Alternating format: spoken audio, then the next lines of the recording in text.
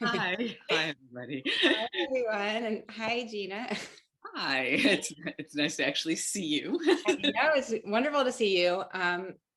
I just wanted to say one quick note. Firstly, I'm so delighted to be in conversation with you and can't wait to talk about your book. And I just wanted to say something about the Center for Fiction and the program they were touting, the Emerging Writers Fellowship, because I remember when I got the call that I got the fellowship, I had a 1-year-old in a stroller and just found out I was pregnant and was in line at Trader Joe's and it was like very possible I would never write again. And that phone call, that moment just is memorialized because it was a really important boost at a really vital moment. So thank you to the Center for Fiction for that program and for finding me at that moment. And now we're on to the regularly scheduled program. And thank you for having us to the Center for Fiction. Thank you so much for having us. My first time here. So So I'm going to read an excerpt from Spilt Milk. This is from a section called Boy in Blue. And Gina and I are each going to read sections, and then we're going to chat with each other for a while, and then happy to answer your questions too. So Boy in Blue. Most mornings, my 4-year-old arrests me. Usually he's in uniform, a blue jacket with yellow buttons and a matching peaked cap. I saw you stealing, he'll say, nose crumpled like he smells trash. He yanks toy handcuffs out of his pocket and jiggles them. You're going to jail. The narrative plays out a number of ways, depending on how much coffee I've had, how committed I am to role playing at 7 a.m. For how long, I might say.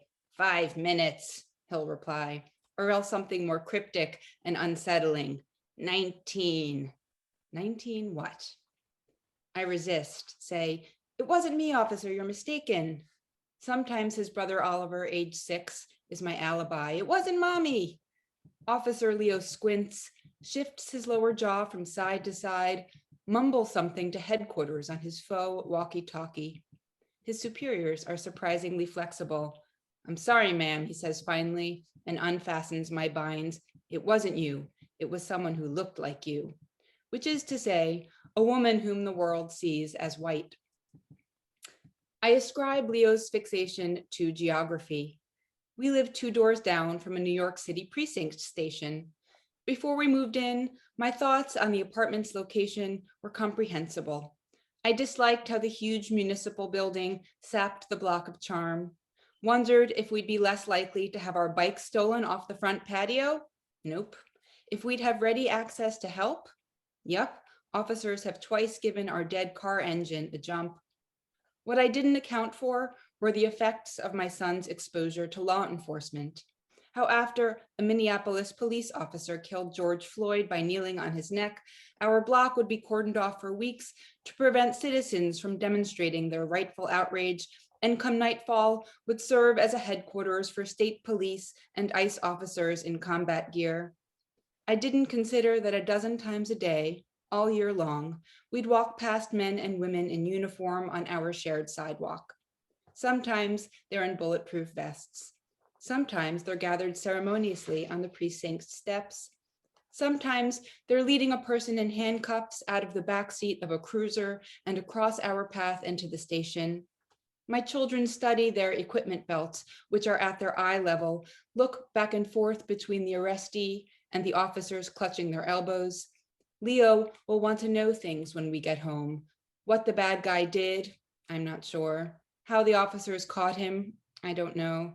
If the handcuffs lock, since his do not, and what kind of food they serve in jail, and if the person will be imprisoned for 1 or 11 days, and what do the officers do if he escapes? Leo will want me to know that when he's a cop, he will be the best bad guy getter in Brooklyn. My toes curl. I will wonder, what would he dress like if we lived on a different block, in a different city, in a different country? Sometimes I push other outfits. Want to be a superhero today, I say, or a sea creature? I dig out a squid hat. My suggestions confuse him. No, he says, clipping a ring of keys onto his belt loop. I told you, I want to be an officer. Also, He says he's missing something that all real officers have, a gun. Can't he get a toy one? I think I'll stop there, just a little bit. And I love this book. And we just reviewed it at the Los Angeles Review of Books, and it was another rave. And so it was really nice to hear that reading. I'm going to read a little section from a chapter called What Women Do. And it has to do with a conversation that I have with my father while my mother is essentially in an assisted living facility, and has been at this point for months. And my father lived downstairs from me at that time. Um, I'll start here. A few times when my mother is gone, I go downstairs and sit next to my father, nestled in his heavily indented space on the couch to watch television with him. Maybe I should claim this happened more than a few times, given how long my mother was gone. But the reality is that although I cooked his meals and arranged his pills and cleaned his blood, although I marched the children through his apartment frequently so that he could demand hugs and kisses from them and coo over their beauty each time as though seeing them for the first time, I did very little to meet my father's needs for substantial social interaction while my mother was away. And so I'm stunned one night when I'm down there just days before my mother finally returns. And my father says, as though he had never uttered a less than lucid statement in his life, "Flower, you remember when I used to ride your ass all the time about how you should go and hang around the playground or Fiore's with all the other kids and you wouldn't do it?" Do I remember this? Of course I remember. Before I made my father cry by moving out of state to go to college, I had already disappointed him through my refusals to make even any vague attempt at teenage cachet in his beloved neighborhood, by biding my time inside, scribbling and reading until I could fly away from him and everything his world represented. Sure, I tell him, you wanted me to be popular like Angie and those girls. It's understandable, but I just, and here a line comes to me unbidden from Arundhati Roy's The God of Small Things. I was just not that kind of animal. I didn't know what the hell I was talking about, my father almost shouts at me now. I look at him confused. Even when we used to talk all the time, we didn't talk like this. I thought it would help you if you went out like the other girls, if you got a boyfriend. You seemed lonely, but I was a chump. There was nothing for you there. I didn't know you were going to end up with some completely different kind of life, a kind of life I didn't know there was. In a movie about a father-daughter relationship, this scene would take place the day before the father's death. This longed for so deeply, so wildly, that I had not, in fact, dared to long for it, never considered it imaginable.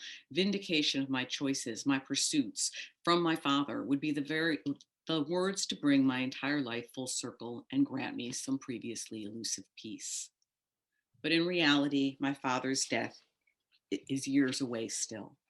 Soon he won't be able to walk well enough to go to the toilet, much less bang on the wall with his cane. Soon he won't be capable of this sort of sustained introspection, and his life will disappear into a crack in his mind from which he will no longer emerge. My father and I have years ahead of often ridiculous, often difficult interactions as his caregiving needs increase alongside my inability to meet them. And even now, there is a part of me, the same part that will not accept a meal train, telling me that my father's beautiful epiphany is misguided, is undeserved, because my life isn't what he thinks, because the different kind of life he didn't know existed doesn't exist in some sense, at least not anymore. But just for a moment, before I leave us to our respective unravelings, I'm going to step 1 inch to the side for a different view. Just for a moment, I'm going to see myself through my father's eyes that night, his 45-year-old daughter, who looks like nothing like the 45 of our old neighborhood, whose life has looked like nothing he could have predicted, recognized, or dreamed. Just for one fucking second, I'm going to bathe in the light of his recognition, his seeing not just the 2013 me with a half-hidden face, but the me I've been for 35 years, who clawed my way to somewhere new without a map, while he did his best out of love to hold onto my ankles and drag me back. Oh, come on, he used to snort when my mother suggested moving out of the neighborhood. Everywhere's the same. What are you kidding? Do you think there's somewhere different from here? We are, my father and I, each about to keep sliding down an arduous hill, no possible traction to climb back up, no way of stopping until we reach bottom. But for tonight, this is one true thing. My father is proud of me, not because I married well, Not because I gave him grandchildren, not for my master's degree or my book that he doesn't read anyway, not even for this house he lives in. He is proud of that young girl who resisted and refused his limited view of the world before any of these possibilities were even on the table. It is enough. It is what I will be given, and just for a moment, I hold it close for that girl I used to be, who deserved his respect no matter what I may have done since. She is in here somewhere still. She's in me. Maybe she is envisioning something even now that I can't yet see. I'm just holding up your beautiful book. It's really so fantastic. It's even hard to know where to begin. And by the way, I love that you talk about seeing yourself like in that moment in the light that your father saw you in. And by the way, you have this like physical light. I was like, you staged this. Dan Swiatanka, if he's in the audience, is like thinking to himself, what the hell with Gina in this light? Because like at my last event, Oh, really? it's just, it hits at this particular time of day. But yeah, I tried the to golden hour. Exactly. I tried to read a scene with, actual dialogue and Right. action and characters sitting in relationship to each other, because I do think that in terms of our conversation tonight, sometimes memoirists, we don't have as much of that, like when we're writing essays or a memoir. Like a lot of times we're inside the narrator's head a lot more than we would be necessarily in like a novel or a short story. But I think it can become excessive where there's not, where there aren't any scenes, and so I tried to keep that in mind when I was when I was writing it, and you did too, so. Yes, like in selecting an excerpt, we wanted to demonstrate like our trying to do like some of the fictional things that we so traditionally do and care to do. So I think maybe a good place to start, and we have so many entry points for this conversation, but might be to talk about the choice to write nonfiction. I think we both identify as fiction writers. You obviously have published far more fiction than I have. And for me to debut with a book of nonfiction, is giving me a kind of identity crisis. Sure. But we're fiction writers who sort of happen to write memoirs. I say happen, which is sort of, tongue in cheek, because we obviously had some agency there. But can you talk about how you wound up writing this material non-fictionally?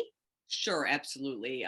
Well, so I'd written a fair number of essays. So I mean, I thought of myself in short form as either a fiction or nonfiction writer almost equally. I had edited nonfiction over at the Rumpus. I've taught nonfiction and so forth, but I didn't have any real plans to write a nonfiction book. And I think one of the reasons that I didn't have any plans to do that was because my essays tended to be pretty straight narrative form, like pretty traditional narrative form. And I liked that, for an essay, for like a short piece. But I'm going to ask a question inside of this answer, which is, what do you consider traditional, straightforward essay? Do you mean chronological? I guess in some ways, I guess like what I just read, sort of like just straight narrative. Here's some that was so not traditional dialogue. I'm gonna fight you on that, but okay. But I didn't really want to write a whole book of nonfiction that way. I'm not sure, I just thought like, well, if I'm not going to do something really different than what I've done with my fiction or with these essays, then why would I do it? But then in about 2015, 2016, when I had left my marriage and then my father died and then I got diagnosed with cancer and then my divorce started kind of going off the rails. You can't make this shit up. And I mean, just a lot of other things. My cousin's wife committed suicide. Like just a lot of things were happening in our lives, and it was really a rough time. And so I was not able to step outside of my real life and have that space in my brain that was always dedicated to spinning, the alternate universe of fiction, which had always been completely I was always consumed by that before, even when I wasn't actively writing, I was always planning. And so I kind of stumbled into this because I needed to write. I needed to write to be able to process thought in the world. And this was all I could write about at that time. So, and I want to ask you the same thing because, it's a book and it's gorgeous and I love it. What made you sort of decide to pursue a book of nonfiction, after you'd gotten so much acclaim for short fiction and everyone was probably expecting, your debut fiction book? Sure. Oops. Uh, I think, it's a little bit of the same answer. I mean, certainly my life circumstances were very different from yours. But I was writing fiction and thinking about fiction while, in line at Trader Joe's with 1.2 children, whatever. And I just found motherhood, everything from pregnancy to childbirth to like being a new mom, to be so profound and so mind-blowing, that I just started to write about it. And I wasn't thinking in terms of bookness. I was writing what I thought of as these sort of one-off pieces.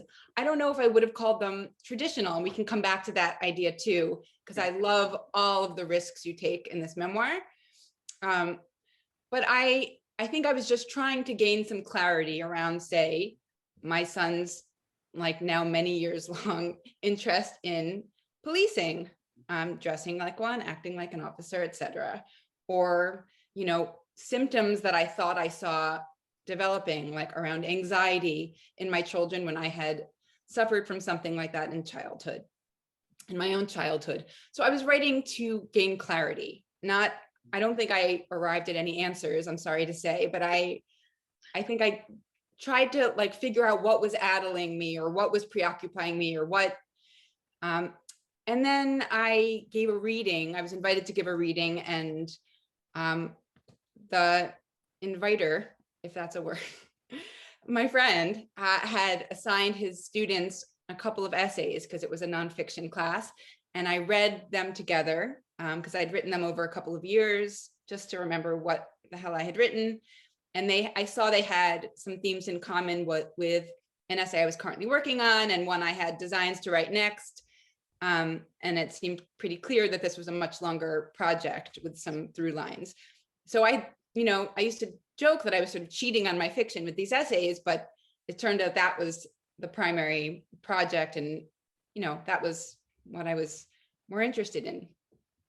Yeah, and I think it is interesting because I mean our books are in many ways not similar, but in other ways they are. We both are telling sort of intergenerational stories, For sure. with ourselves in the middle of parents and children, Yes. and stories about mothering and all, just, and even in terms of working on what differentiates an essay collection from a memoir, so I mean, I think mine ultimately kind of tipped towards memoir, but did originate as essays. And in the original version, they were non-linear. They were, all over the So many of my favorite memoirs begin with that germ, that they're like separate pieces and then sort of stitched together. Maybe that's a good next question to answer, though. Can you talk about the process of stitching those together? Sure, for sure. So, I've been an editor for many years, and I used to help people build short story collections at press that no longer exists, Other Voices Book. I think my former business partner Stacy Bierlein is in the audience tonight, and we existed from 2005 to 2014. And short story collections were a specialty. We did some linked collections. We did a novel and stories. We did traditional short story collections where nothing was related to anything else. And so I knew a fair amount about putting together a book of small pieces from working as an editor. And, of course, as is always the case, I wasn't necessarily applying this logic when I was writing my own book. And so at one point, after Dan Smetanka Counterpoint had bought the book, he had said, well, we're going to have to take care of like some of the issues of repetition. And immediately it was like this light went on in my head, because this was always a problem in any book of linked stories, any novel in stories, was sort of like, if the piece could stand alone, the writer would start introducing things all over again. And my brother Jim, and it's like, we've been seeing your brother Jim like since literally page one, we know he's your brother. So I went and read my pieces in what would have been linear order. Right. And I was like, oh my God, all I do is repeat information. So I ended up actually speaking, like, given that I just read a piece about my father, I ended up tossing a lot of the material about my parents, because I had published a lot of essays that I think worked as standalone pieces about caregiving them, about their various maladies and so forth. And they were really eccentric, interesting people. But the pieces kind of achieved the same thing. They were happening at different points on a continuum, but there ended up only being a few of them in the book, whereas I had originally written enough of them to fill a book. And so then when I saw the blank spaces, yes, that was where I think it stopped being essay and became memoir, was because I was writing into the blank spaces for kind of a continuous arc. So. I love that. And thank you for championing the short story. It's one of my favorite forms. And like, I miss it. I really actually miss editing at Other Voices books so much. And what about you? Did you ever think about trying to transform it into, just a memoir or something that would not be called essays? Or I certainly was asked, or it was certainly suggested to me, that it may have been an easier pitch to make, right? Like not linear, but a singular story instead of spurts of stories. Right. I think I cover a lot of terrain, and I didn't really want to violate the sort of structures and shapes of the pieces I'd written, many of which had published, but not because I felt precious about them, but because I felt proud of some of them and felt as though they sort of deserved the integrity of their shape. But I think I was considering things like arc when I was organizing the collection. And there are a few pieces that I wrote late or maybe edited a bit to create that experience for a reader. And I've been surprised that a lot of reviewers are calling it a memoir. Yeah, I mean, I was just going to say that, like, I realize it is an essay collection, but I think that the line is nebulous, I mean, it's like, there are all these different distinctions: a linked short story collection versus a novel and stories versus an episodic novel, right. So, I mean, I did experience, when I read your book, I experienced it as one would a memoir, because the whole, like, there's a hole there. It just, there's not always a transition, first this, then that. And I don't do that either in my book. And in fact, I don't really tend to do that a lot in my fiction either. Like, so yeah. Yeah, that was so going to be my next question too.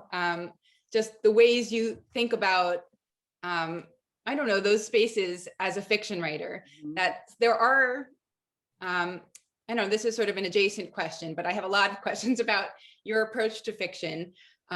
One of them is sort of thinking about what a fictional story requires that maybe a non-fictional story may not, if you see a difference, since you work in both genres, as do I. But also, I think this may be more of a process question too. A lot of writers, fiction writers, work from outlines, whereas others write to sort of discover things as they go. And I'd be curious to hear your experience in both genres, if there was discovery of yourself, of your life in writing nonfiction, and relatedly, sort of how you approach a story as a fiction writer. I mean, there's so much there, because I think the biggest thing, the two huge things that kind of differentiate the genres, maybe, obviously in nonfiction, you cannot just say like, oh, it would serve the story best if this happened next. You're confined by what's actually happened. So fiction, of course, you get to you get to sort of design your artful arrangement or whatever, going in. You maybe have an outline, but I've never stuck to an outline. It always ends up kind of writing itself. You do begin with one? I don't begin, but I make one along the way. And like somewhere, after I'm maybe like 100 pages in, I'll start, like I'll write in my actual, text, like what's going to happen next. And I'll maybe have an outline. And then things change because people become themselves. Mhm. And I'm a very, very character driven fiction writer. And Mhm. so in a sense, my characters, end up really letting me know what they're going to do. And I end up having far fewer choices with regard to them than I go in thinking I will. And so in that sense, you know, there are still more choices than maybe with obviously nonfiction, but I don't think that for some writers, fiction is just sort of like, well, I decided this would happen. It's like it does kind of organically grow from the material, and like a lot of my big ideas end up, completely shoved to the wayside.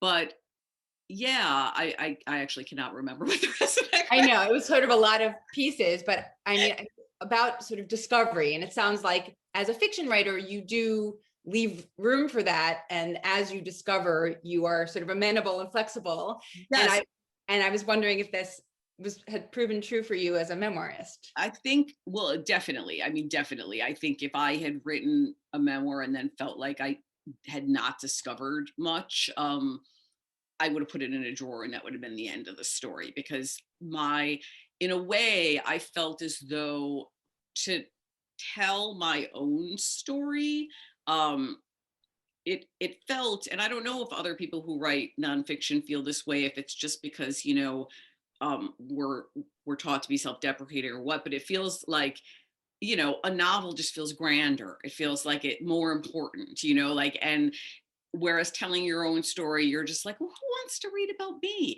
But then I thought about the things that make good nonfiction like really come alive to me. I mean, probably the one that I reference most often is Maxine Hong Kingston's The Woman Warrior, which of course was written before creative nonfiction was even really much of a genre, and is just this wild book for those of you who haven't read it. Like, so part of it is just like her girlhood, and then over here it's like, oh, her mother meets a ghost in China before she was born, or it's the story of a shaman and was carving the story of a family on somebody's back, and a possible aunt who may or may not have existed, who may or may not have drowned herself and her child in the well. And so I started really thinking about how you know nonfiction is really driven by the lens. It's not driven by kind of like just this adherence to, I was born, this happened next, this happened, and like you can kind of go anywhere as long as you have the lens. And so that's why I think I experience your book as, as much of a memoir as a short story collection, because the lens is always you. And you also do the thing that is my favorite thing in nonfiction, which is you bring in the world, so it's not just, it is the story of you and your family and all, all of those personal things that we kind of read memoir for, but it also brings in political events and other things from the outside. And I think what I've come to realize is that I don't really require that of every piece of fiction that I read. Like sometimes Mhm. I'm just transported and in love with a piece of fiction that is just about like somebody going through their day. But with nonfiction, if I really kind of go and look at all the nonfiction that I've loved most, it always brings in a certain amount of cultural criticism, a certain wider lens, Right. than just the author's life. And so, yeah, I think you do the same thing there. I think it is always so useful to have models that you love to inform the kind of book you want to write. And I did a lot of that too, scrounging around to figure out like who are my loves, and who the essays that I would teach again and again. Right. Joanne Beard and T. Kira Madden's recent memoir is a continuous favorite. Just the ways in which I think structure and craft can just explode. Yeah, I mean, so many places we can go from here. Do you want to talk, maybe like each of us talk a little bit about risk taking? Sure, absolutely. Yeah, like I think probably both in form and content, right? I mean, because Exactly. we both are doing both things. And, definitely just as somebody who had previous books out or whatever, and you're always nervous when a book comes out, of course, you're nervous. But when the book is about you, it really is a different emotional experience. So, I mean, I think the risk taking of putting yourself out there that way as a character, right? Like as a character on the page, and you stop being you, even if everything that happens is something that happened to you, because that's just the reality of writing. And I think that we touched a little bit about on this when we talked to each other yesterday, but some people kind of do feel like nonfiction is exactly the writer, not undiluted. It's like, and I was going to compare it to like saying as if they had read the writer's diary, but a writer's diary isn't the writer. Like language is not a person, right? So there's this essential gap that you can't get. And it's not just true of yourself, it's true of every character you try to represent. You're getting some facsimile of them, some representation or shorthand of them, even if you're drawing them complexly, because with a fictional character, you probably have outlines and notes and character sketches that don't make it to the book. But it's also true that like all that stuff only exists in your head. There is no reality outside the page. Like, Right. when you say the end, it's the end. Nothing else happens to that person. Right. Whereas in nonfiction, we're not only more complex than we can ever get ourselves and the people in our lives on the page, But our lives but go on. our lives go on. So like the Right. end is a fake thing. There So, is no end. yeah, I mean, I have so many things that come to mind. Firstly, I always appreciate when myself or my children or family members or friends featured in this book are called characters, because they absolutely are. And it's not because I'm making them up. Right. But per your comments about language being insufficient, even if our books, I think, were 6 volumes, it is impossible to get anyone's likeness in all of its angles and permutations. And, there's so much changeability too. And you talked about the lens. I mean, it's also our point of view. Like there's Right. just no Right. way to Right. ever do justice to a human being, including ourselves. Exactly. Uh, Exactly. and to your point about, the exposure, there is a misperception, I believe, that when memoirists produce a book of vulnerable making or exposing nonfiction, that they have written a tell-all. Yes. Um, Oh, yes, there is that there is conception. that misperception. Love it. And there are ways in which I think people assume, wrongly so, that they know you. Right. Right. And I have said this to you before, but I even had good friends who said to me after reading the book, I felt like I read your autobiography. And that to me was really alarming, because I really included like a micro percentage of what I think, what I've experienced, what I know, how I feel. And again, I don't think like any number of volumes, my struggle could have It can't do it. Right. couldn't do It can't justice do it.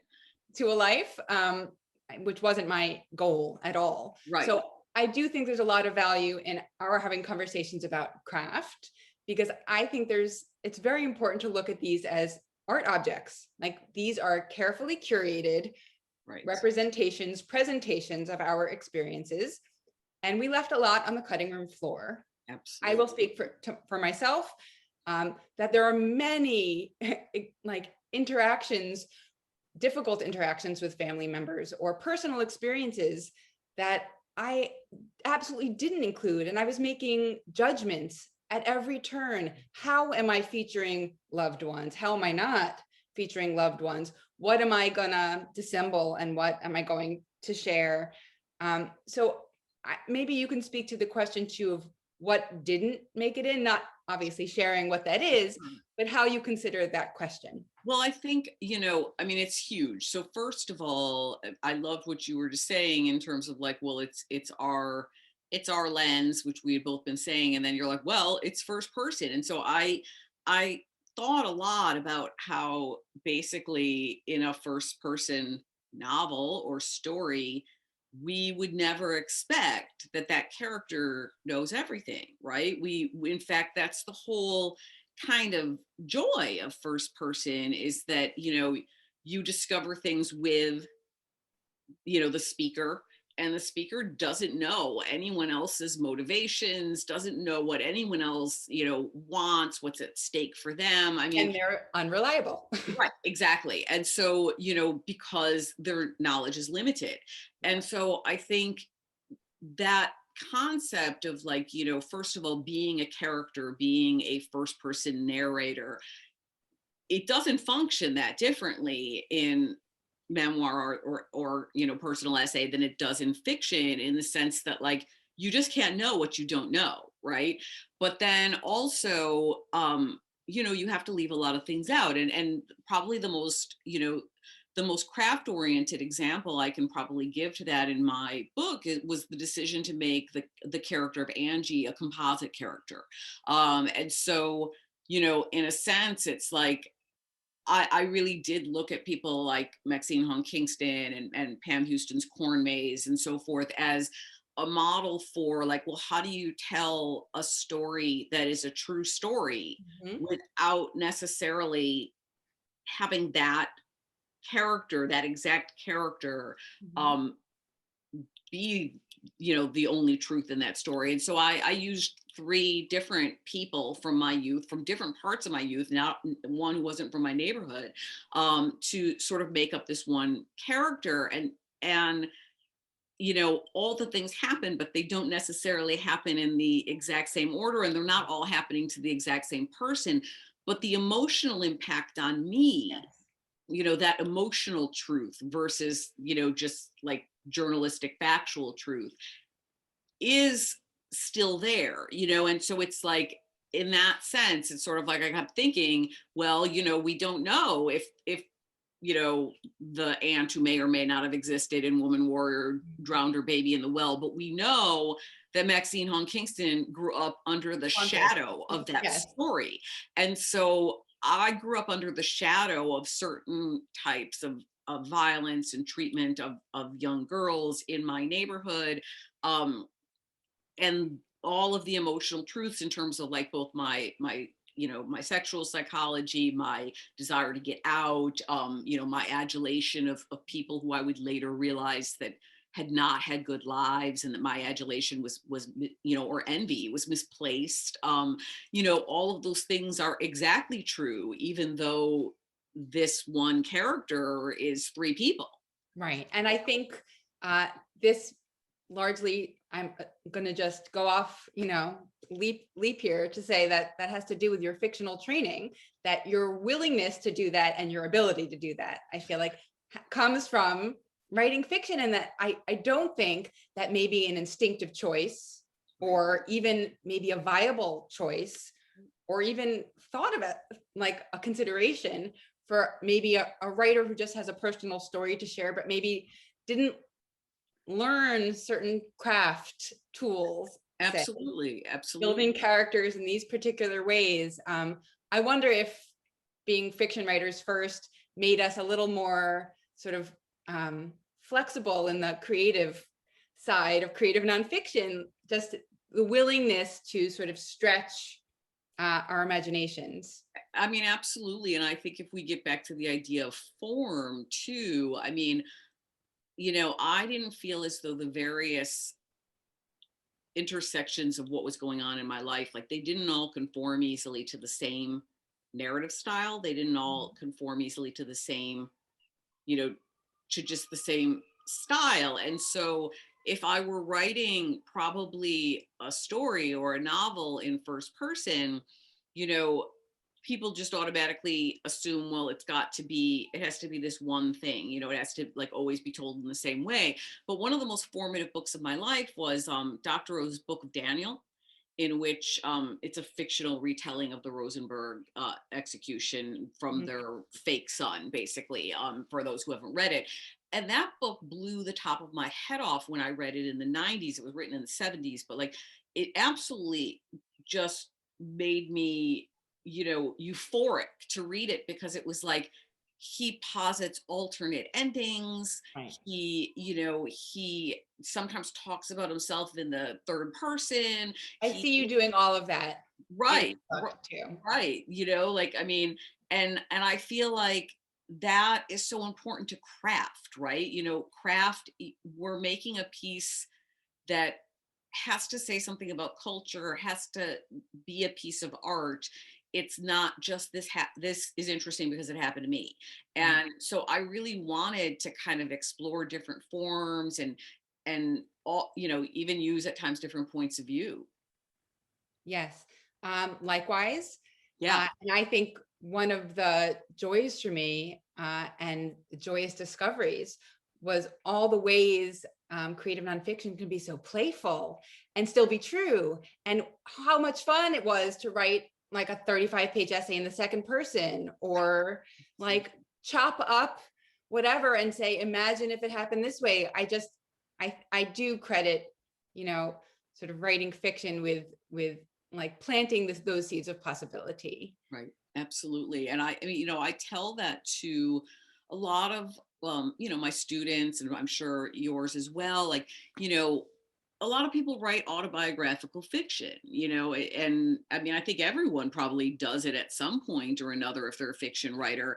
And one of the first things that I say to them is like, you'll get lost if you try to make everybody like, oh, I've got to get this in because this happened, and I've got to get this in, like, and that it's okay to just jump in time and space and go to a different place. Right. And it's okay to, to step back and look at it through your lens, and how you felt about it, rather than having to capture, like, first this, then this, then this. Right. And like the transitions are not always like super useful. Right. And that to take a liberty by just asking yourself, like, what's important here. And so I think that's a lot of also what ends up on the cutting room floor, so to speak, is that there's a lot of material that is related on a plot level to the things that are happening, right? So you could say non-essential. Right. But it's like, but if it's not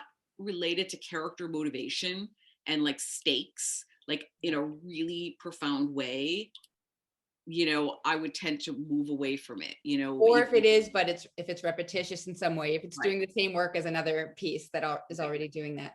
I wonder if we're supposed to take questions at some point. Oh God, yeah, I wonder. I don't know. Melanie, hi. Yes, hi. So let's see. This is one from Kelly Thompson. She asks, how would you describe the arc of your books? And I think just to add on to that a little bit is, at what point in the craft process do you know what the arc of your books are? Oh gosh. So I think my book doesn't have a traditional arc because it is conceived of and published as essays. But it opens with, and maybe it would be helpful to think about sort of the bookends, where it begins and where it ends. It opens with my seeing symptoms of what I think of as an anxiety disorder manifesting in my 5-year-old son. And I had, a pediatric anxiety disorder. And I start to think about what I've tried to do and failed to do, and what I may or may not have passed on. And all the ways in which I feel sort of guilty and culpable, and also the ways in which I have no control, which is part of, life and also parenthood. And it ends with my getting advice from a psychologist to visit an astrologist. It sounds like a nursery rhyme, which, stunned me, because this is like an erudite, like diehard scientist. And I sort of, in the process of visiting this astrologist, it occurs to me that I like deeply want to be convinced by whatever she has to say, and therefore be kind of blameless, that whatever is happening is the fault of the stars and not a fault of mine. So I think Gina was talking earlier about like local and global, like looking inward and looking outward. And I do think, I hope that my arc does some of this work, which is telling personal stories, but ultimately like then moving upward and outward. Yeah. Which I think sounds kind of abstract, but hopefully answers the question. Thanks for that, Kelly. No, it's a great question.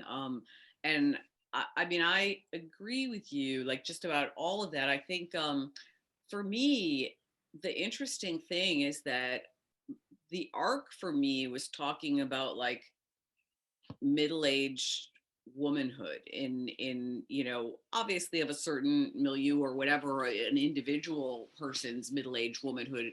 It's a very it's a big world out there and everyone's experiences are different, but I didn't have exactly like one plot arc. Like, yes, I have an affair, I get a divorce.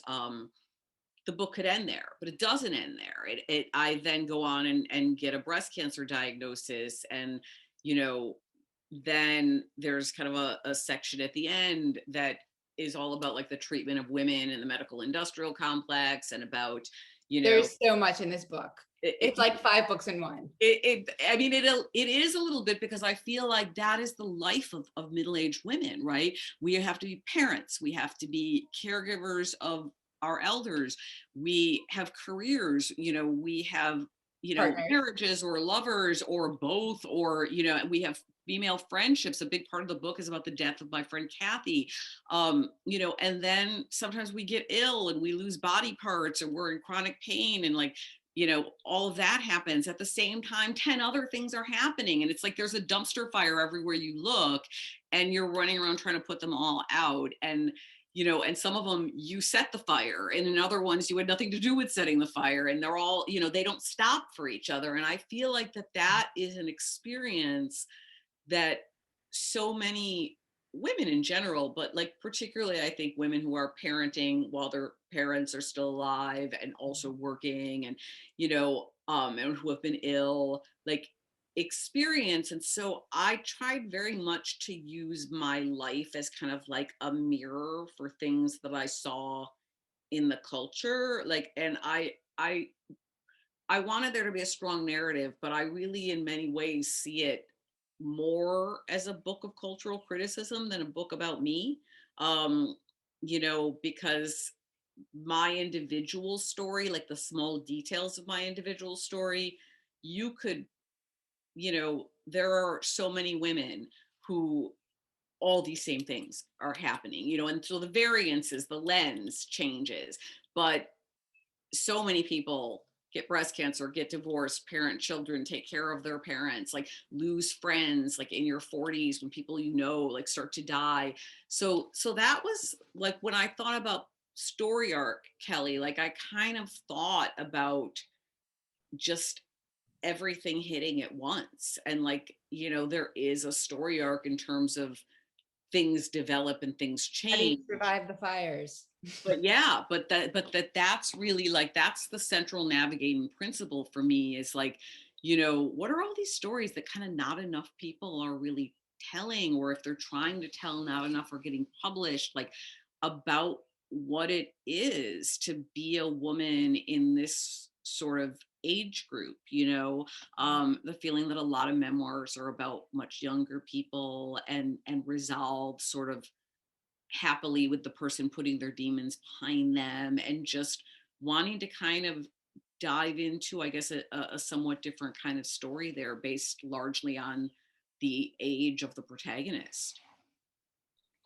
Notice, not her, the protagonist. Right. This is another great question from Carol Menaker. When fictionalizing in memoir, how do you help your reader know when you draw the line between memoir and fiction? Are the scenes you write entirely based on real things that happened? And what about dialogue? Yeah, these are great. This is a great question. I